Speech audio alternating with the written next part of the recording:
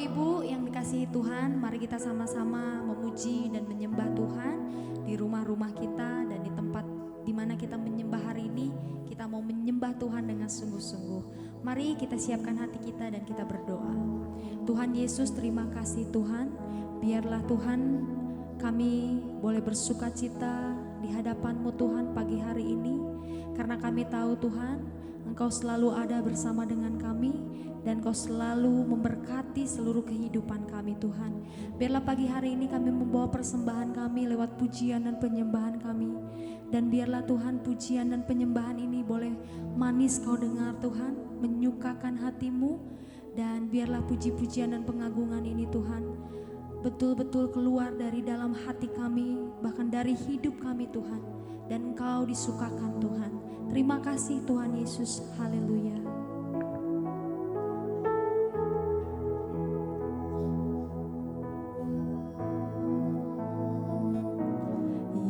Tuhanku,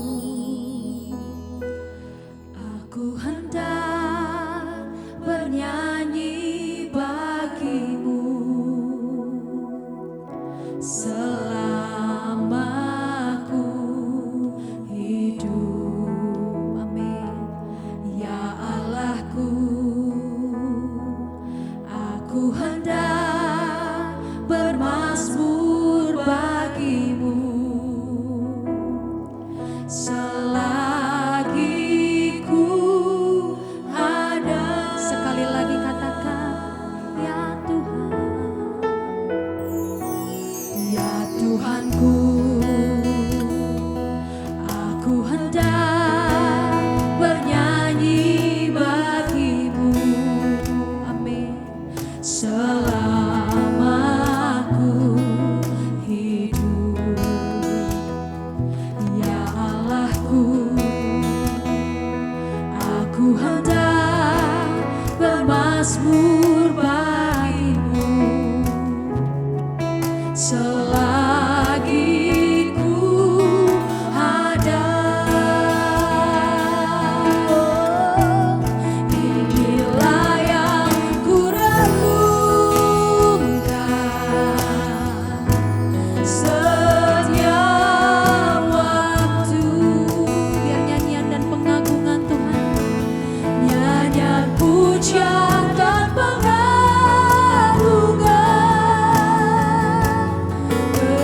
kepadamu. Biarlah manis Kau dengar, manis Kau dengar Tuhan, manis Kau dengar Tuhan, dan hatiku bersuka karena-Mu. Mari kita angkat pujian ini sekali lagi, katakan, ya Tuhan, ya Tuhanku, aku hendak bernyanyi bagi-Mu selama aku hidup. Ya Allahku, yes, aku hendak bermazmur bagi-Mu. Amin. Selagi ku ada. Inilah Tuhan, inilah yang ku renungkan setiap waktu. Nyanyian dan pengagungan Tuhan, nyanyian pujian dan pengagungan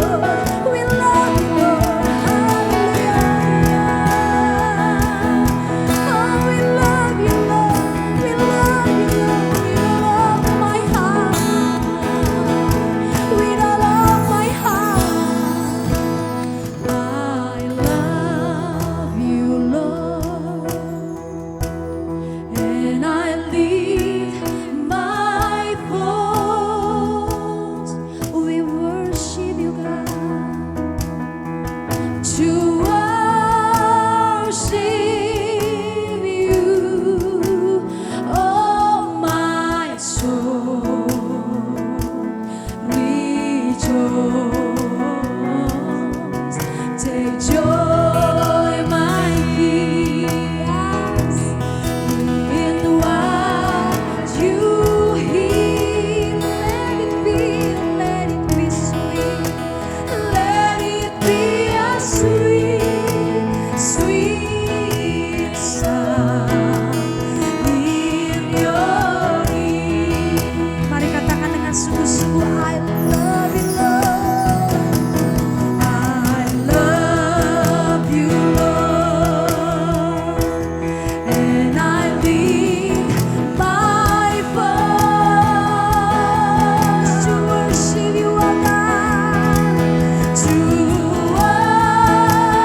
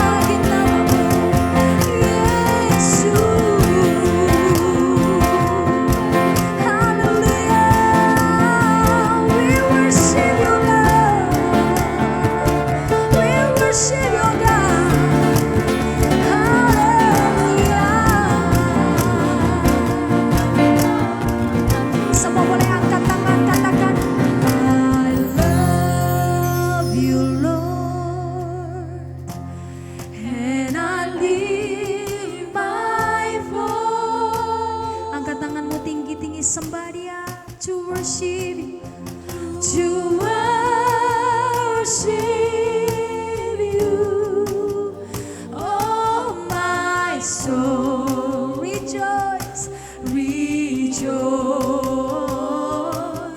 Take joy, my King, in what you hear. Let it be a sweet, let it be a sweet, sweet sound in your ear. I love you, Lord. I love you, Lord. I love you, Lord. And I lift my voice. Come on, worship to worship you, oh my soul, rejoice. Take joy, my King, in what you hear. Let it be a sweet, sweet sound in your ear. Come on, worship Him more. I love you. I love you, Lord. I love you, Lord. I love you, Lord. My God, worship Him more. To worship you, oh my soul, rejoice. Take joy, my King, in what you hear. Let it be, let it be, let it be a sweet, sweet. Let it be a sweet, sweet. Let it be a sweet, sweet sound in your ear.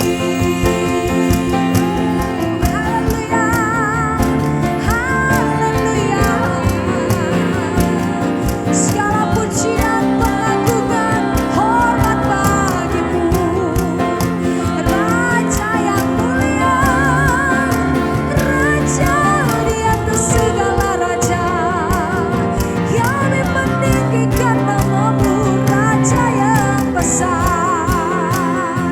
Haleluya, haleluya. Sharabayanamo, shalalalalabaya, shandarabayanamo.